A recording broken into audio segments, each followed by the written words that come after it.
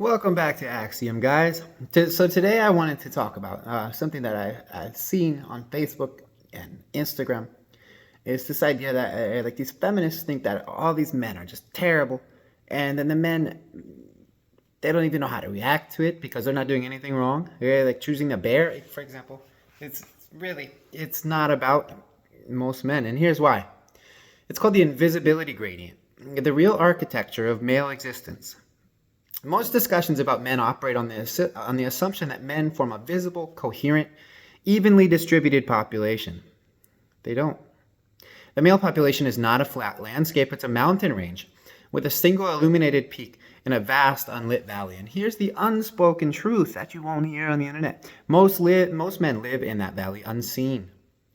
A minority stand on the peak, and only they shape women's beliefs about what men are. Everything else is a projection error. If you want to understand modern gender dynamics, don't look at feelings, look at visibility. Visibility determines relevance. Relevance determines narrative. And narrative determines the myths entire societies absorb as truth. Look at CNN or Fox News, for example. And the evolutionary root of invisibility is that human mating is not modern. It's prehistoric machinery running inside contemporary hardware. And for 300,000 years, female mate choice had one consistent imperative. Select the men who stand out. Ignore the men who do not. That wasn't cruelty. It was survival logic.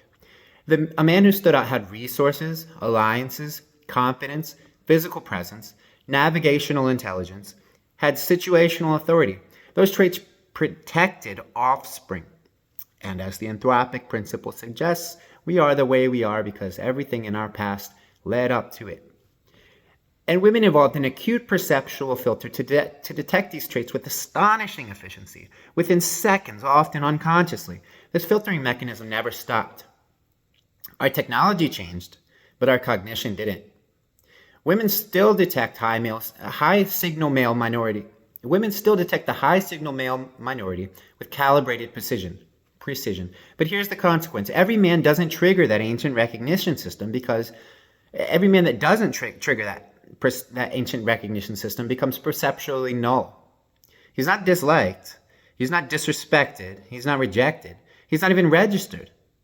This is the deepest male fear because it isn't failure. It's erasure. Men aren't lonely. They're invisible. And the distribution that defines the modern world can be summarized as this. Sexual access distributes like wealth. Extreme inequality at the top, then a long, silent desert beneath it. In every data set, evolutionary, anthropological, modern digital, the same pattern emerges. A minority of men receive the majority of female attention, and the rest receive almost none. This is not ideology. This is mathematical consistency. And women mistake this for normality because their experiential field shows them men with options, men who are in demand, men juggling attention, men accustomed to abundance, men who behave like people who have leverage. So when women speak about men often, they're not describing men. They're describing the statistically anomalous men who meet their perceptual threshold. Their reality is real, but their conclusions are not based in it. Here's the dimension that almost no one discusses because it destabilizes every ideological framework. Invisible men are not unattractive. Invisible men are unperceived. They do not cross the ancient perceptual trigger.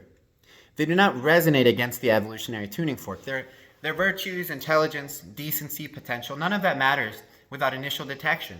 A man can't be chosen until he's seen. And most men are never seen. Their romantic lives reflect it. No messages, no signals, good or bad, no approach invitations, no perceived viability, no romantic momentum. These men could be high achievers in their professional life, but in their romantic life, they're not even an issue. And it's not rejection, it's absence, it's not scarcity, it's nullity. These men are being nullified by evolutionary indicators. This is the lived experience of the majority of men. They're not the predators, they're not the manipulators, they're not the players. Those are the men that women see. Why both tribes get it wrong? Well, the manosphere, it takes invisible men and tells them they're the victims of female malice. It inflates their pain into ideology, it turns resentment into theology, and worships dominance while embodying none of it. The flaw is that it explains invisibility as injustice, not as a perceptual threshold, which is what it is. Modern feminism studies the minority of men women actually notice, then generalizes outward as if this were the entire male population. It assigns the behaviors of visible men to all men and calls it social analysis. I'm sure you've heard not all men. Its flaw, it confuses salience with representation. Both tribes are wrong for the same reason. Neither understands that visibility is the real variable. Not gender, not morality, not power, visibility. Everything else is commentary. The structural synthesis, this is the architecture between the noise. Men do not exist equally. They're filtered, ranked, and graded by female perceptual systems that have existed for hundreds of thousands of years, long before any conscious evaluation occurs.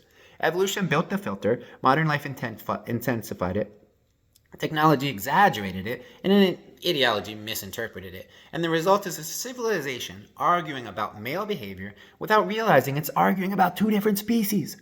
Visible men and invisible men. The statistical outliers who shape the entire narrative are these visible men. The invisible men are the cashier at Publix, or the guy who takes your order at McDonald's. Women don't even register this guy. They don't think they don't think, oh well, the guy at McDonald's, he might be a good person. They don't even see him. Every complaint women have about men is a complaint about visible men. Every complaint men have about women is a complaint about being invisible. This is a blanket statement, but it's largely true. All blanket statements are false, right? Once you understand this, the discourse evaporates. The noise collapses. The emotional drama loses meaning. This isn't a moral conflict. This is a misread of distribution mechanics. There is no war of the sexes. There's a visibility gradient so steep it bends perception itself. If you want to understand modern dating, modern gender politics, or modern male psychology, start with this. Human beings don't respond to the world. They respond to the part of the world their perception is calibrated to detect. Women detect visible men. Men detect the void. And both think they're seeing the whole picture. They're not. Reality is bigger than the sample, and the sample is blinding them. Let me repeat that. Reality is bigger than the sample, and the sample is blinding them. That is the axiom.